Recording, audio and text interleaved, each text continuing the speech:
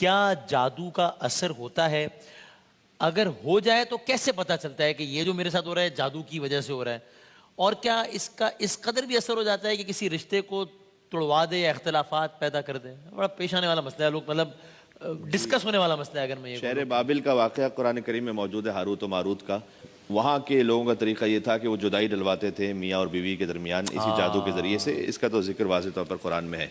اور وہ جب جادو سکھاتے تھے لوگوں کو تو یہ کہتے تھے کہ یہ فتنہ یعنی تمہارا امتحان ہے، ہم فقط جادو توڑنے کے لیے تمہیں وہ جادو سکھا رہے ہیں، تم یہ کام نہ کرنا کہ تم اس جادو کو سیکھ کر، کیونکہ جادو کے توڑ کے لیے بھی آپ کو کوئی عمل کرنا پڑتا ہے، تو اس کے ذریعے سے پھر تم میاں بیوی کے درمیان جدائی ڈلواؤ، لیکن وہ اس امتحان میں کامیاب نہیں ہو سکے۔ تو اس سے سمجھ میں آتا ہے کہ جادو تو ہے، اس کی حقیقت ہے۔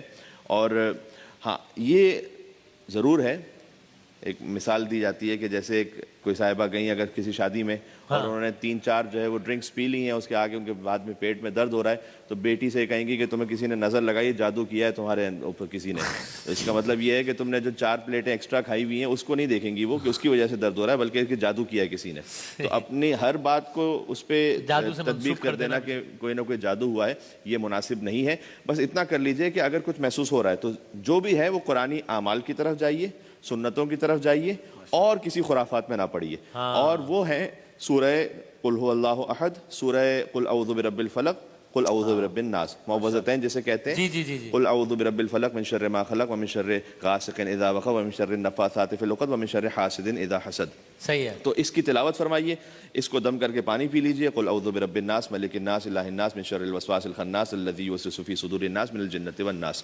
وہیں یکاد الذین کفروا والی آیت سورہ قلم کی جو آخری 2 آیتیں ان کو پڑھیے، وہ حضور مکرم صلی اللہ علیہ وسلم پر نظر لگانے کی کوشش کی گئی تھی، تو اس کی بھی اس کا مطلب ایک حقیقت ہے۔ اللہ سبحانہ وتعالیٰ نے ان آیتوں کو نازل کیا جو سورہ قلم کے آخر میں، ان کو پڑھنے کے بعد فریمز وغیرہ میں بھی آتی ہیں، لیکن خود پڑھیں اس کو، اور پڑھنے کے بعد دم کر لیں اپنے اوپر ہی، اس کا پانی بنا کے پی لیں یا ویسے ہی اس کی تلاوت کریں، اس نیت سے کہ اللہ سبحانہ وتعالیٰ تمام نظر بد سے اور جادوؤں سے محفوظ رکھے۔ اس کے بعد مطمئن ہو جائیں، اس کے بعد اپنے آپ میں تسلی کر لیں کہ جو اللہ سبحانہ وتعالیٰ نے چاہا تھا وہ میں نے انجام دے دیا ہے۔ اور پھر اپنے اعمال پر یوں بھی غور کر لیجئے کہ بسا اوقات ہمارے اعمال کی وجہ سے کچھ مکافات عمل ہوتے ہیں، کسی کا حق کھایا ہوا ہے۔ اب مثال کے طور پر میں ویسے تو زندگی میں بڑا اچھا بنتا ہوں، لیکن بہن کا حق کھایا ہوا ہے وراثت میں۔